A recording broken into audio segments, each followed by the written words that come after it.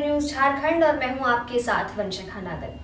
आइए रुक करते हैं सीधे पंकज आर्य की ओर, जो इस वक्त बेहद दुखद समाचार आप तक पहुंचा रहे हैं। सिल्ली विधानसभा क्षेत्र में लगातार कच्चे मिट्टी के मकान धंसने से लोगों की हो रही मृत्यु, प्रश्न चिन्ह खड़ा हो रहा है। इसका जिम्मेदार कौन है? नमस्कार, जोहार, मैं पंकज आर्य और आप देख रहे हैं आर्य न्यूज झारखंड। जी हाँ, बिल्कुल सही सुन रहे हैं। सिल्ली प्रखंड क्षेत्र में आज फिर एक बार तड़के सुबह 3 बजे घटना घटी है, जिसमें एक महिला की मौत हो गई है। बताया जा रहा है इस महिला का नाम फूलो देवी है और ये महिला का पति जो है 2 वर्ष पूर्व हुई उसकी देहांत होगी। उसके बाद वो अपने मामा श्री राम, बताया जा रहा है उनके साथ रहा करती थी।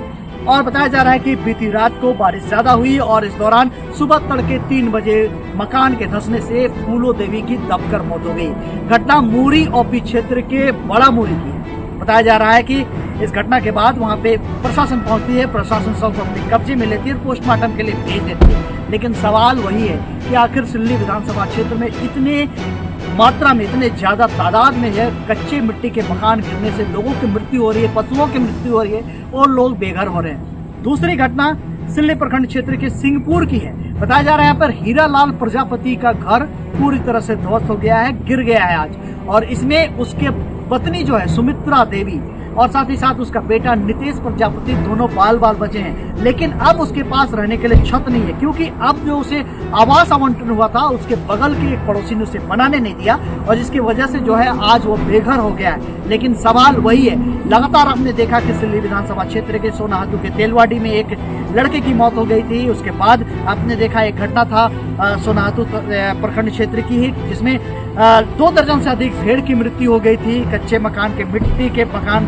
के धंसने की वजह से। और इसके बाद आपने देखा था कि राहे और सोनाहातू क्षेत्र के 2 दर्जन से अधिक जो है वो मकान धंस चुके थे। आखिर सवाल वही है, शासन प्रशासन कर क्या रही है? अब तक जो है प्रधानमंत्री आवास हो, इंदिरा आवास हो या फिर अबुआ आवास लोगों को क्यों नहीं मिल पा रहा है और ऐसी घटनाएं क्यों घट रही है? सवाल लगातार हम उठाते आ रहे हैं। सीधे तौर पर हम लोग जुड़ेंगे स्थानीय वहाँ के पत्रकार तारकेश्वर से, जो आप तक पूरी खबर पहुंचा रहे हैं। बने रहिए आप तमाम खबरों के लिए। आप आ रहे हैं झारखंड में, मैं पंकज आर्य आपको रिपोर्टिंग दे रहा हूँ झारखंड से। जहाँ घटना घटा है उसी के बगल में हम भी रेंट में रहते हैं।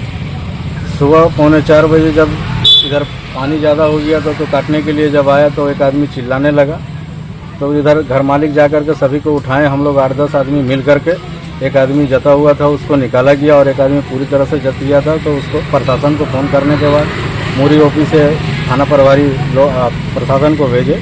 उसके बाद उपरांत एक आदमी को, एक लेडीज़ को निकाला गया जो एक्सपायर कर गई है। और जो आगे का पोर्शन गिरा था तो हम वीडियो सीओ को फ़ोन किए थे। वीडियो मैडम और सीओ मैडम सर बोले थे कि यहाँ ये मुखिया से कराने के लिए, तो मुखिया जी भी नहीं सुने। जो लगभग 3000 रुपये का खर्च आता, जो मट्टी को बराबर करके हमने तिरपाल लादने के लिए बोला था। सीओ मैडम बोली कि मुखिया के पास फंड है, मुखिया से करवा लीजिए, लेकिन मुखिया एक बार भी सुना नहीं। आज अगर मुखिया इस बात को गंभीर से लिया रहता तो इतना बड़ा दुर्घटना नहीं घटा रहता आदिवासी समाज के साथ, एक गरीब परिवार के साथ। क्या नाम है आपका? सुमित्रा देवी। ये घटना कैसे घटा, मैंने कब हुआ? सुबह 7:30 बजे अचानक हम लोग अंदर में थे, घुस गया। अचानक गिरने लगा तो हम लोग दौड़ के बाहर निकल गए, नहीं तो हम लोग का दोनों का कुछ होने का, हादसा होने का डर था।